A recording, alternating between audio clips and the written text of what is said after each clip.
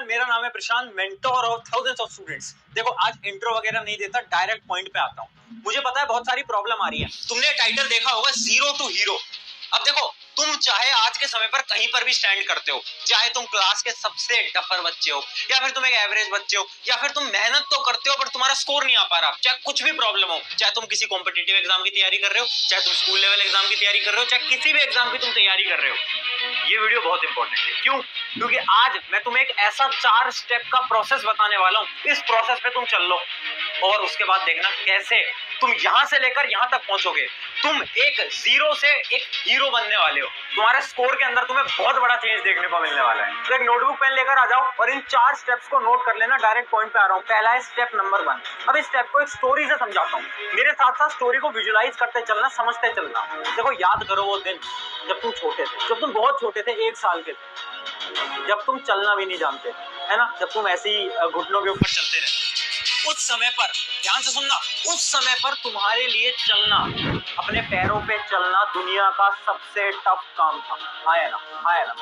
Imagine करो, छोटा सा बच्चा जो कि अभी 1 साल का भी नहीं हुआ है, क्या वो कभी सोच सकता है कि वो अपने पैरों से चल सकता है? नहीं। वो कोशिश करता है, वो गिरता है, वो कोशिश करता है, वो गिरता है, वो कोशिश करता है, वो गिरता है। बट एक दिन ऐसा आता है जब वो चलने लग जाता है। उसके बाद तुम थोड़े और बड़े हुए, है ना, तुम 5, 6, 7, 8 साल के हुए। उसके बाद क्या हुआ? तुम्हारे घर वालों ने तुम्हें एक साइकिल ला के दी।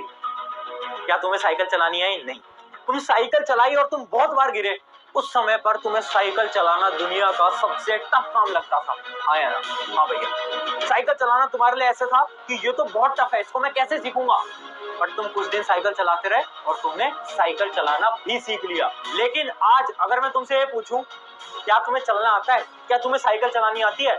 तो तुम बोलोगे, भैया ये कैसा सवाल है, ये तो दुनिया का सबसे आसान काम है ना? चलना दुनिया का सबसे आसान काम है। भैया अगर मेरे पास 2 अपने पैर हैं तो मैं आराम से चल सकता हूँ, है ना? अगर भैया मुझे साइकिल चलानी आती है, मैं आराम से चला सकता हूँ। क्या साइकिल चलाना या फिर चलना कोई डिफिकल्ट काम है? नहीं, बिल्कुल नहीं। ये चीज मैं तुम्हें इसलिए बता रहा हूँ क्योंकि यार, it is all about mindset. ध्यान से सुनना मेरी बात। बचपन में जब तुम छोटे थे तो तुम्हारे लिए चलना बहुत डिफिकल्ट काम था क्योंकि तुम खुद से चल नहीं पाते थे। बट जैसे ही तुमने चलना स्टार्ट करा तो तुम्हारे लिए चलना दुनिया का सबसे आसान काम हुआ। जब तुमने साइकिल चलाना स्टार्ट करा तो साइकिल चलाना तुम्हारे लिए बहुत डिफिकल्ट था, बट जैसे ही तुमने साइकिल चलाना सीखा तुम्हारे लिए वो सबसे आसान काम हो गया। आज भी तुम सेम सिचुएशन के अंदर खड़े हो।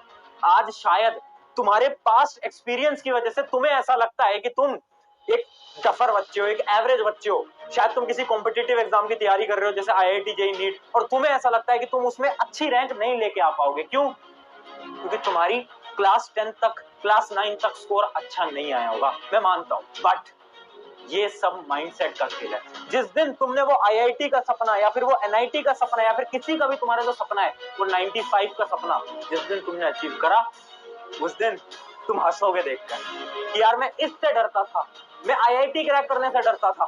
जिस दिन तुमने क्रैक कर लिया तुम्हारे लिए सब कुछ आसान हो जाएगा। तो स्टेप नंबर 1 बहुत सिंपल सा है, माइंडसेट। सबसे पहले अपना माइंडसेट एकदम सही कर लो, क्योंकि बहुत ऐसे स्टूडेंट्स हैं जिनको ऐसा लगता है कि भैया मैं तो एवरेज हूँ, मैं तो कभी टॉपर नहीं बन सकता। अरे ऐसा नहीं है, तुम टॉपर बन सकते हो। तुम अपनी क्लास में टॉप कर सकते हो, तुम पूरे अपने डिस्ट्रिक्ट के अंदर टॉप कर सकते हो, तुम स्टेट के अंदर टॉप कर सकते हो अगर तुम में जुनून है। तो सबसे पहले माइंडसेट क्लियर कर लो कि हाँ करना है। अभी मैं जीरो पे हूँ, मुझे हीरो बनना है, तो सबसे पहले माइंडसेट क्लियर कर लो। और इसी माइंडसेट के साथ एक कमेंट आज कर देना वीडियो के अंदर कि भैया मैं जीरो से हीरो बन के दिखाऊंगा, दिखाऊंगी, जो भी है। तो स्टेप नंबर 1 एकदम क्लियर हो गया। हमने इम्पॉसिबल टास्क को आसान सिचुएशन में ला दिया है। अब देखना हमारा technique number 2, step number 2। Step number 2 एक स्टोरी से समझाता हूँ। ये स्टोरी ना एक टीचर है, ओझा सर, उन्होंने अपनी क्लास के दौरान सुनाया था सभी स्टूडेंट्स को। स्टोरी इस प्रकार थी, बहुत ध्यान से सुनना, बहुत फनी स्टोरी है। हुआ क्या ना, एक बार एक लड़का था, उसकी एक गर्लफ्रेंड थी, तो उसकी गर्लफ्रेंड की ना शादी हो जाती है। तो फिर वो अपनी गर्लफ्रेंड के पास जाता है, बोलता है कि यार मुझे ना तुम्हारी निशानी के तौर पे कुछ दे दो। तो गर्लफ्रेंड ने क्या करा कि अपनी जो जूती होती है, जूती उसको दे दी कि भाई रख ले, ये मेरी निशानी के तौर पे। तो उसने क्या करा, उस लड़के ने उस जूती को लिया और वो सुनार के पास ले गया, जो सोने का काम करते हैं, और उसको बोला कि इस जूती को पूरे सोने की फ्रेम के अंदर डाल दो, सोने के डब्बे के अंदर डाल दो। तो सुनार ने क्या किया कि उस जूती को अपने घर लेके गया और अपने घर वालों को दिखाया, और उसके सभी घर वालों को यह लगा कि यार ये जो जूती है ना, ये किसी महान पुरुष की है, ये किसी ज्ञानी पुरुष की है। क्यों? क्योंकि वो एक सोने के डब्बे के अंदर उसको रखवा रहा था। तो सभी को लगा, तो सभी ने क्या करा, उस जूती के सामने अपने माथा टेका, उस जूती के सामने अपने हाथ जोड़े, सब कुछ किया। फिर अगले दिन जब वो आया लड़का सुनार के पास अपनी जूती लेने के लिए, तो सुनार ने पूछा कि ये बताओ ये जूती किस महान पुरुष की है। तो उसके बाद उस लड़के ने आंसर दिया कि ये तो मेरी गर्लफ्रेंड की जूती है। तो ये जो स्टोरी है ना, इससे हमें क्या सीखने को मिला? इससे हमें ये सीखने को मिला कि किसी भी काम में बिना जाने नहीं घुसना चाहिए। और यही आपका स्टेप नंबर 2 जो कि है पैटर्न एनालिसिस।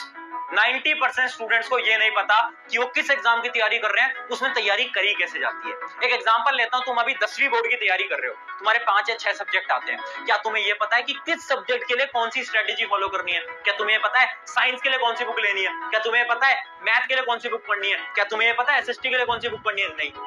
90% लोगों के पास पैटर्न ही नहीं है, उनको यही नहीं पता पढ़ना कैसे है। बस वो जो स्कूल वाले पढ़ाते हैं पढ़ते जाते हैं, पढ़ते जाते हैं, पढ़ते जाते हैं। बट वो जो टॉपर है ना, वो पूरी रिसर्च करता है, वो देखता है कि अच्छा यार प्रीवियस ईयर क्वेश्चन में से इसके क्वेश्चन ज्यादा आए थे, तो ये वाला चैप्टर इंपॉर्टेंट है, इसको मैं ढंग से पढ़ लेता हूँ। समझ रहे हो बात को? तो सबसे पहले अपना पॉइंट नंबर 2 याद रखना, जो कि है पैटर्न एनालिसिस। आप जिस भी एग्जाम की तैयारी कर रहे हो, सबसे पहले उसका पैटर्न देखो, सवाल कैसे पूछे जाते हैं, कौन से सब्जेक्ट की कैसी स्ट्रेटेजी आप फॉलो करने वाले हो, कौन सी बुक लेने वाले हो, कौन से टीचर्स को फॉलो करने वाले हो। अब चलते हैं हमारा स्टेप नंबर 3। इन सभी चीजों को नोट करते चलना। स्टेप नंबर 3 आपको मैं स्क्रीन के ऊपर समझाऊंगा, बहुत ध्यान से देखना, बहुत इंपॉर्टेंट स्ट्रेटेजी है। देखो एक स्टूडेंट था, कौन? राहुल। अब राहुल को बोला कि यार गड्ढा खोद, जमीन के अंदर गड्ढा खोद, तुझे पानी मिलेगा। तो राहुल क्या करता है, देखना, ये जमीन है और राहुल गड्ढा खोदना स्टार्ट करता है। मैं अपना राशन डील कार्ड से मंगवाती हूँ, बेशुमार वैरायटी, 45% तक सस्ते रेट और फ्री डिलीवरी के साथ। तो आप भी आज। तो राहुल क्या करता है, देखना, ये जमीन है और राहुल गड्ढा खोदना स्टार्ट करता है। राहुल खोदता है, खोदता है, खोदता है, यहाँ तक खोदता है, फिर वो थक जाता है, वो बोलता है यार इस जमीन में तो पानी नहीं है। फिर वो 1 किलोमीटर आगे जाता है और फिर से 1 घंटे तक गड्ढा खोदता है, फिर उसे पानी नहीं मिलता। फिर वो आगे जाता है, फिर गड्ढा खोदता है, फिर वो आगे जाता है, फिर वो गड्ढा खोदता है। ऐसे गड्ढा बहुत जगहों पर खोदता रहता है, उसे कहीं भी पानी नहीं मिलता। और पानी पता है कहां पर था? पानी था यहाँ पर, इस जगह पर। अगर राहुल, इमेजिन करो, राहुल ने 7 अलग अलग गड्ढे खोटे, तो उसे कितना टाइम लगा? 7 आवर्स। कितना टाइम लगा? 7 आवर्स।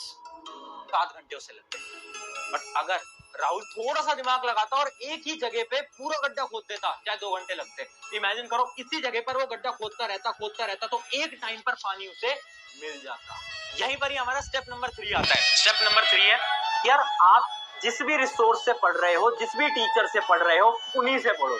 90% स्टूडेंट क्या करते हैं, जब से यूट्यूब आया ना, तो एक चैप्टर यहाँ से पढ़ लेंगे, एक यहाँ से पढ़ लेंगे, एक यहाँ से पढ़ लेंगे, एक यहाँ से पढ़ लेंगे।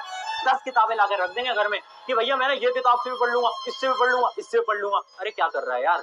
अगर हर जगह गड्ढे खोदेगा तो कहीं से भी रिजल्ट नहीं निकलेगा, कहीं से भी सिलेक्शन नहीं निकलेगा। तो अगर तुझे जीतना है ना, तो पहले तो राहुल की तरह मत बन।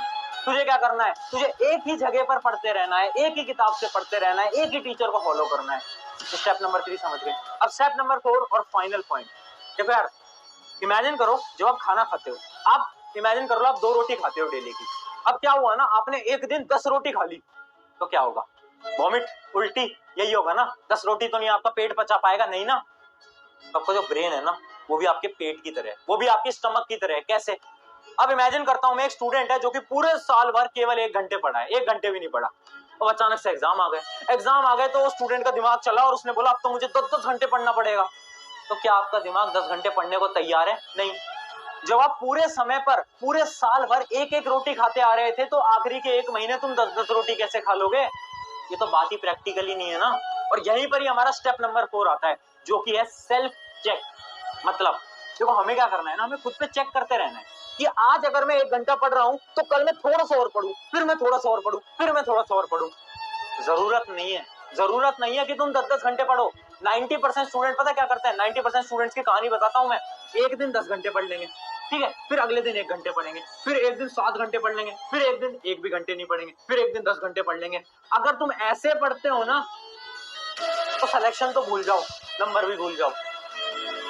क्योंकि यार आपका वो दिमाग है, दिमाग आपके पेट की तरह होता है। अगर आप एक दिन 10 रोटी खिला रहे हो, एक दिन 15 रोटी खिला रहे हो, एक दिन 1 भी रोटी नहीं खिला रही, कैसे जिंदा रहोगे? खुद सोचो। क्या एक भी दिन बिना रोटी के रह सकते हो? नहीं रह सकते। बिना खाना खाए रह सकते हो? नहीं रह सकते। सिंपल सी बात है ना यार, आपका ब्रेन है। हमें क्या करना है? इमेजिन करो, छोटा सा टारगेट लेके चलो ना, 2 घंटे। अब मुझे अपना वेट इंक्रीज करना है, तो मैं क्या करूंगा? मैं डेली 2 रोटी खाता था, तो मैं एक दिन 3 रोटी खा लूंगा, फिर मैं 2.5 रोटी खा लूंगा, फिर मैं 3 रोटी